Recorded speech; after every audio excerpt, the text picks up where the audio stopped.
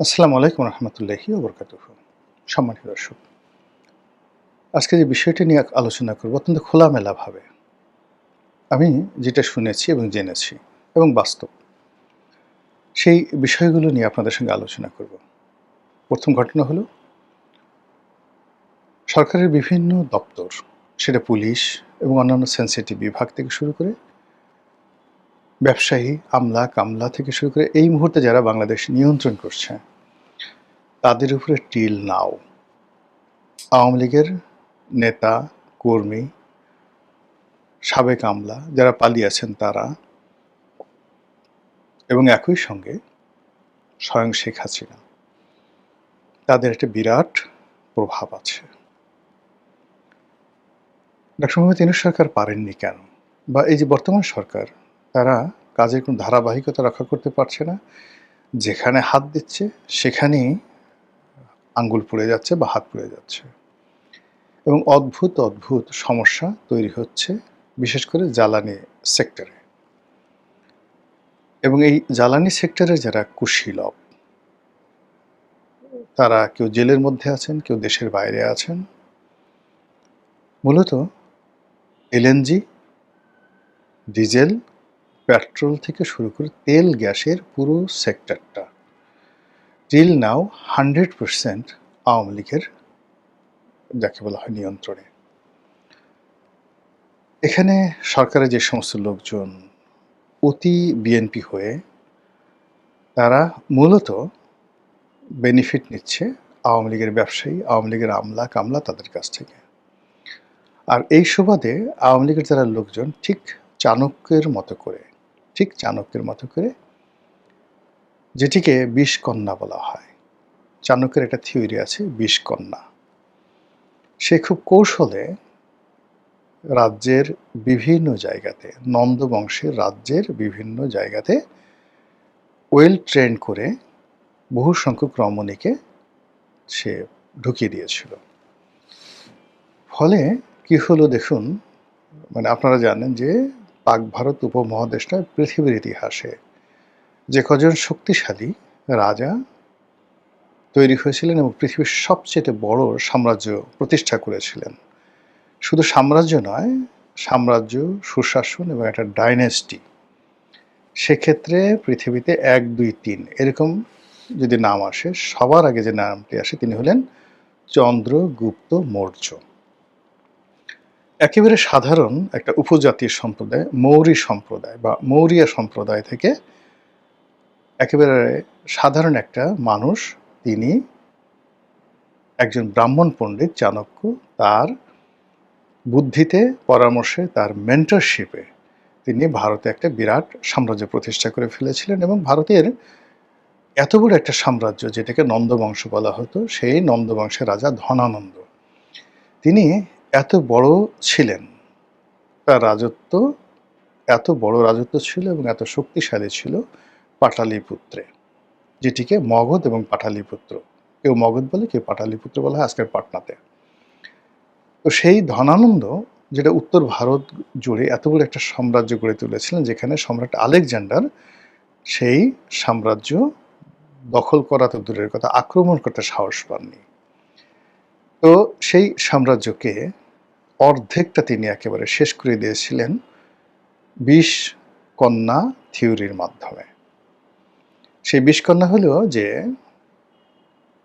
ধনানন্দের সেনাপতি, আইজি, এরপর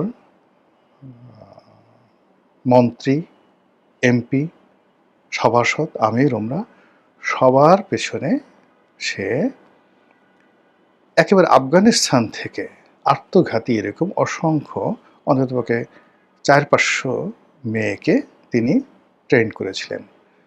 তারা সুন্দরী, তারা ডেসপারেট, এবং তাদেরকে মস্তিষ্ক ধুলাই করা হয়েছিল। ঠিক আজকের যেভাবে জঙ্গিবাদ, আইএসের রিক্রুটমেন্ট, ঠিক এই আইএসের চাইতে আরও অনেক ডাইনামিক ওয়েতে তাদেরকে রিক্রুট করেছিল, যাদের উপাধি ছিল বিষকন্যা রূপে। এরা একটা সিঙ্গেল কেউ বেইমানি করেনি চাণক্যের সঙ্গে। তারা, মানে এই চাণক্য যেহেতু ধনানন্দের রাজপ্রাসাদে ছিলেন, তিনি এই রাজপ্রাসাদের বিভিন্ন কে ঘুষ দিয়ে অত্যন্ত কৌশলে, যেমন ধরেন একটা দারোয়ানকে সেটা ঘুষ দিয়েছে। দারোয়ান গিয়ে খবর দিয়েছে মালিককে, বিশ্বস্ত গারোয়ান মানে ড্রাইভার, মালিকের বলছে যে ভালো একটা দাসী আসছে, অসাধারণ সুন্দরী, আপনি একটু দেখতে পারেন। তো এটা যদি অন্যভাবে আসতো তাহলে সে সন্দেহ করতো, যেহেতু তার দারোয়ানের মাধ্যমে আসে সে সেটা করেনি। অথবা ধরুন সেনাপ্রধানের বন্ধু, খুব ঘনিষ্ঠ বন্ধু, তাকে ঘুষ দিয়েছে। সেই বন্ধু গিয়ে বলার, দোস্ত, আরে বাবা রে বাবা, যা দেখেছি খাসা, একদম খাসা, দেখলে তোমার একেবারেই হয়ে যাবে। এইভাবে সাম্রাজ্যের সকল কে পয়েন্ট সে ২০ কন্যাদেরকে ঢুকিয়ে দিল, কর্মকর্তা কর্মচারীদেরকে ঘুষ দিয়ে। এই ২০ কন্যারা কৌশলে ১ মাস, ২ মাস, ৩ মাস, ১ বছরের মধ্যে, জাস্ট 1 ইয়ারের মধ্যে সম্রাট ধনানন্দ নন্দবংশের তার যত পাওয়ারফুল জেনারেল মন্ত্রী ছিল, যাদের বুদ্ধি ছিল, তারা কেউ হার্ট অ্যাটাকে মারা যাচ্ছে, কেউ হঠাৎ রক্তক্ষরণে মারা যাচ্ছে, কেউ হঠাৎ করে সাপের কামড়ে মারা যাচ্ছে। এবং মানে এটা কোনো গোয়েন্দা তথ্য দিয়ে তিনি বের করতে পারছেন না কেন এই ঘটনাগুলো ঘটছে। এরপরে যখন ক্ষমতাটা একেবারে অর্ধেকে নেমে এলো, শুধুমাত্র নেতৃত্ববিহীন বিপুল পরিমাণ তার সৈন্যবাহিনী, এই অবস্থাতেই তিনি একটা অনটেস্টে আক্রমণ করলেন, একেবারে রাজধানীতে সরাসরি আক্রমণ করলেন। ফেল করলো, ধনানন্দ জিতে গেলেন, চন্দ্রগুপ্ত ফেল করলো। আবার তিনি ব্যাকফুটেছে গেলেন, গবেষণা করা শুরু করলেন, কেন কিভাবে। তখন সেই ১ থেকে ১.৫ বছর সে পথে পথে ঘুরতেছে, অভিজ্ঞতার সঞ্চয় করছে যে এটা তো আমার ফেল করার কথা না, আমি কেন ফেল করলাম। যে ইতিহাস লেখা আছে সেই ইতিহাস হলো যে চাণক্য একদিন রাস্তায় হাঁটছে, এক মহিলা, সে তার শিশুপুত্র, সেই শিশুপুত্রকে রুটি খেতে দিচ্ছে। তো নরমালি যে রুটি তাকে খেতে দিচ্ছে, সেই শিশুটা একটা রুটি খেলে তার হয়ে যায়, কিন্তু সে ১টা ২টো ৩টা রুটি খাচ্ছে, মা দিচ্ছে, আর সে চিৎকার করছে, আরো দাও, আরো দাও, আরো দাও। মহিলা খুব অবাক হয়ে গেল যে ছেলে ১টা রুটি খায়, কিন্তু এই সময় আজকে ৩টা রুটি কেন খাচ্ছে।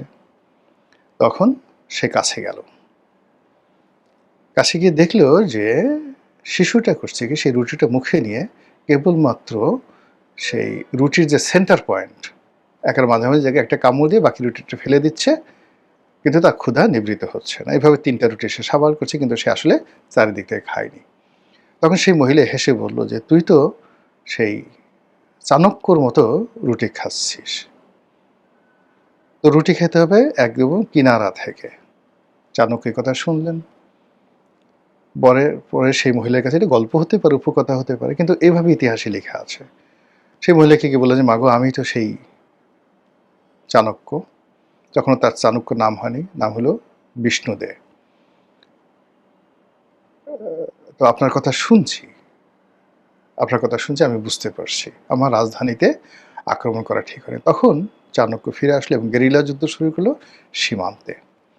সেই সীমান্তে যে গেরিলা যুদ্ধ আলাদা আলাদা ভাগ করে উইদিন অল্প সময়ের মধ্যে সে পুরো নন্দ বংশকে শেষ করে দিয়ে একটা নতুন ডাইনেস্টি তৈরি করে ফেলল।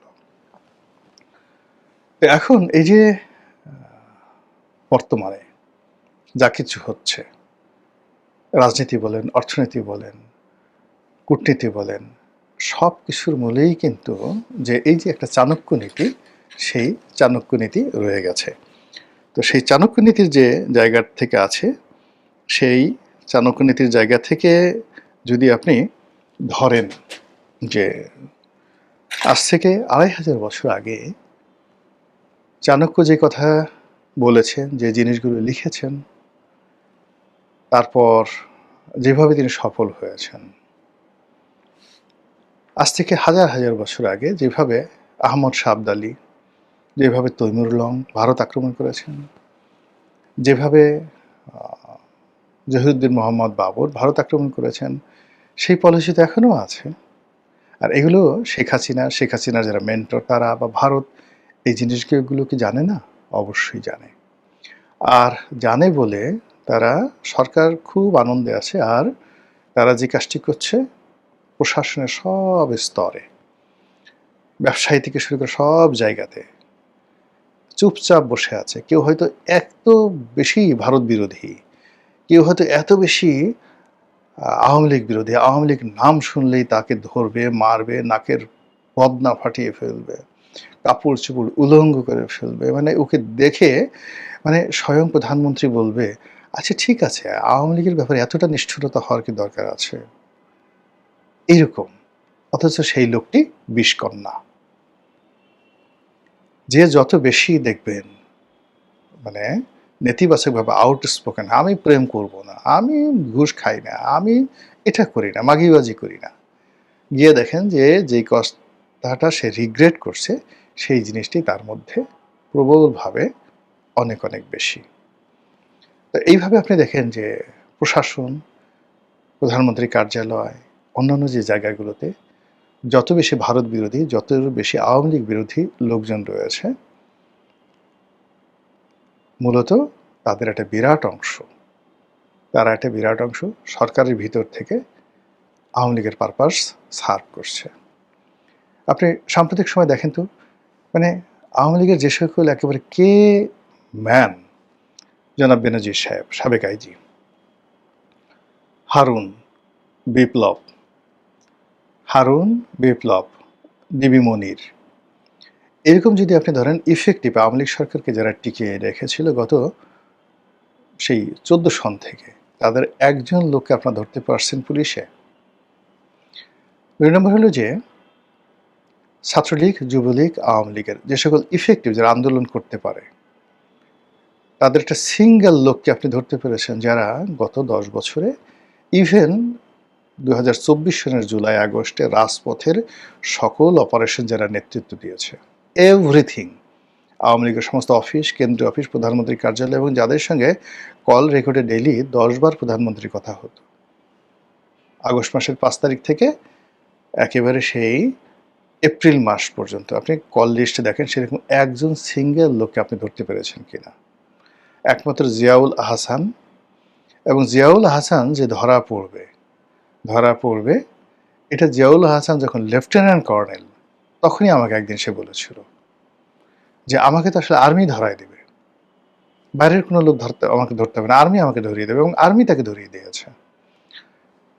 তো যেখানে আপনি ধরেন যাদেরকে খরচের খাতায় ফেলা হয়েছে, যাদেরকে মানে শেখ হাসিনার নজরে হয়তো কেউ কেউ ভালো ছিলেন, কিন্তু এখানে যে সিন্ডিকেট যারা ছিল সেই সিন্ডিকেটের নজরে যারা ভালো না, তারা ধরা পড়েছেন, তারাই বিচারের অধীন পড়েছেন।